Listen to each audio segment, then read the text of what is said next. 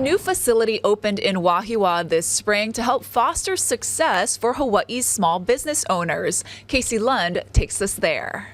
Welcome to Wahiawa, and more specifically, the Wahiawa Value-Added Product Development Center. Now that might sound like a long and complicated name, but the idea is pretty simple. It's all about setting up our growers, producers, creators, our entrepreneurs for success, not just here in Hawaii, but well beyond. And when you see what's inside this renovated hardware store in the center of Wahiawa town, you'll be pretty blown away. Let's check it out. Industrial ovens, fryers, mixers, packaging machines, 33,000 square feet of the latest and greatest food service equipment and technology. This facility has specialized equipment in regards to processing, cutting, cooking, steaming, cold, dry, whatever the case may be. This facility has most of the equipment that an entrepreneur might need if they want to start a business using ag products in Hawaii. State Senator Donovan Dela Cruz and other partners have been fighting for this vision for more than a decade.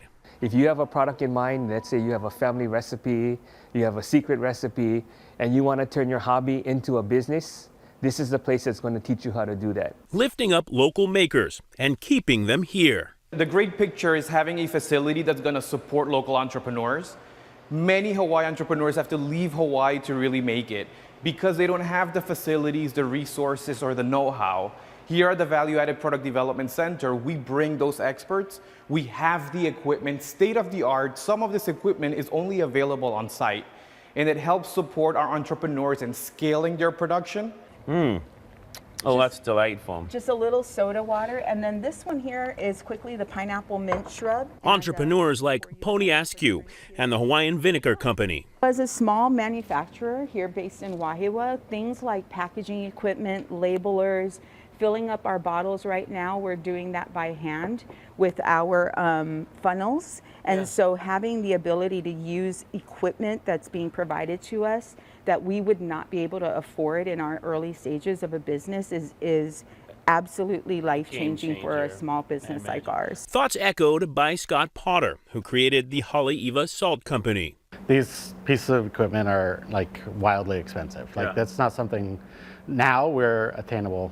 So with the help of the Wahiawa Value-Added Product Development Center, we are absolutely able to work in this capacity. This is a huge step in the right direction, but Senator Dela Cruz says there is still work to do.